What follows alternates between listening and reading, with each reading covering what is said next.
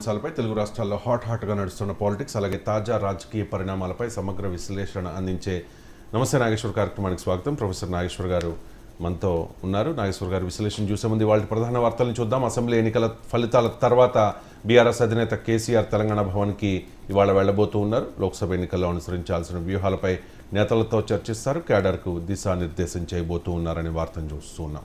కేసీఆర్ జగన్ కలిసి రాష్ట్రాన్ని సర్వనాశనం చేశారు.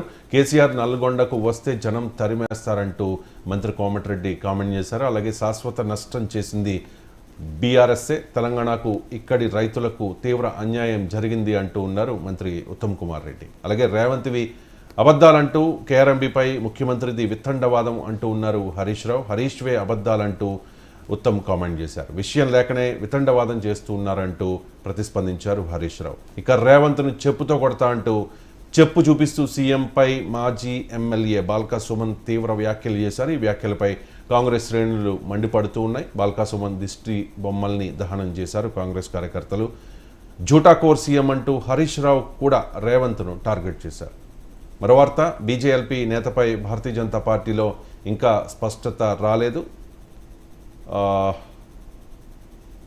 రేషన్ కార్డు ఉంటేనే గృహజ్యోతి పథకం అమలుపై రాని స్పష్టత, ఎవరికి ఉచితమో తెలియక గందరగోళం అనే వార్తను చూస్తూ ఉన్నాం. ఆంధ్రప్రదేశ్కి కాంగ్రెస్ తీరని నష్టం చేసింది. త్వరలో తెలంగాణలో కాంగ్రెస్ ప్రభుత్వం కూలిపోతుంది అంటూ రాజ్యసభలో కామెంట్ చేశారు వైసీపీ ఎంపీ విజయసాయి రెడ్డి. ఇక పాలనా వికేంద్రీకరణకు తమ ప్రభుత్వం కట్టుబడి ఉందని గవర్నర్ అబ్దుల్ నజీర్ ప్రసంగించారు. గవర్నర్ ప్రసంగం అబద్ధాల పుట్ట, 36 పేజీల ప్రసంగ పాఠంలో గోబల్స్ ప్రచారం చేశారంటూ తెలుగుదేశం పార్టీ ఆరోపించింది. ఆ పార్టీ సభ్యులు వాకౌట్ చేశారు శాసనసభ నుంచి. ఇక వ్యాపారవేత్తలపై ప్రతీకార చర్యలు పెరిగిపోతూ ఉన్నాయంటూ లోక్సభ సాక్షిగా ఆవేదన వ్యక్తం చేశారు టీడీపీ ఎంపీ గల్లా జయదేవ్.